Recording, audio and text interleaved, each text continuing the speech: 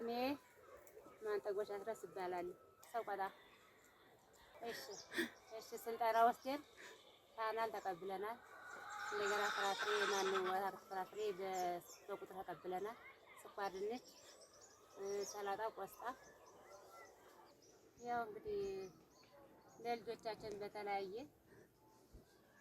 እየመገብን ነው። ተሰላጣም ተቆስጣም ሁሉም ነገር በአይነት ማለት ነው። እና እየተጠቀምን ለእኛም ለወላዶችም ለልጆችም እየተጠቀምን ነው ማለት ነው። ስሜ መኳንንት ገልሞ ነው። የሹመራ ሎሚዬ ቀበሌ የተፈጥሯዊ ግብርና ባለሙያ ነው።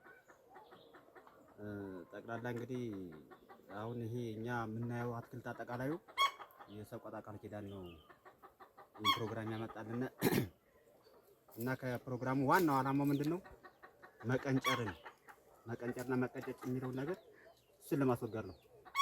ከፍተኛ ችግር ያለ የመቀንጨር ችግር ያው በወቅታዊ ጉዳይ ላይ አንዱ ትልቁ ችግር ነው አለ የመቀንጨር ችግር ነው እና ያንንን ለመከላከል ከሚል ፕሮጀክቱ የተለያየ ልማቶች ለአርሶ አደሮች አምጥቷል። ካመጣቸው ውስጥ አንደኛ የአትክልት ዘሮች አሉ፣ የፍራፍሬ ችግኞች አሉ እና ይሄን ተቀብለን አሁን ችምናት ቁልፌ ትባላለች።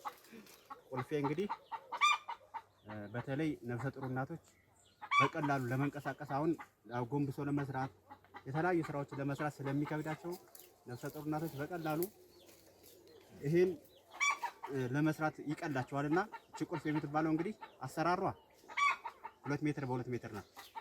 2 ሜትር በ2 ሜትር ሆና እቺ የምናያት መግቢያዋ ናት። 50 ሴንቲሜትር ወደ ውስጥ ገባ ብላ የምትሰራናት። ከስር የምትደረደረው በመጀመሪያ ደረጃ የኮምፖስት ስታይል ነው። ኮምፖስት ነው አጠቃላይ የአገዳ ቁርጥራጭ እንጨቶችን ከታች እናደርጋለን። በመቀጠል ቅጠል እናደርጋለን። ከቅጠሉ በላይ እበት አፈር እናደርገዋለን። ከዛ ፍግ እናደርጋለን። እንዲህ አድርገን ደርድረን እስከ መጨረሻው ድረስ እንወጣለን።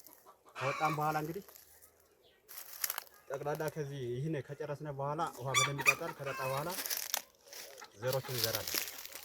ያው የምናየው የተዘራ የቆስጣ ዘር ነው። ይህን የመሰለ የቆስጣ ዘር ተዘርቷል። ይህን እንግዲህ በተለይ እነዚህ ቃሪያም አለው ለነፍሰ ጡር እናቶች እና ለአጥቢዎች በጣም ወሳኝ የሆነ ነገር ነው። አንደኛ ለአሰራር ቀላል ነው፣ ቅድም እንዳልኩት ለእናቶችም ደግሞ በቀላሉ ተሰርቶ እቺን ከእንስሳትም ከነክኪም ነፃ ስለሆነች ያው አሁን የምናየው የመሰለ እንትን ነው ይሆናል።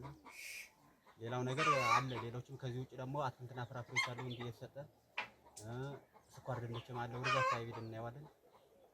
ጠቅለል ያለው ነገር ይሄንን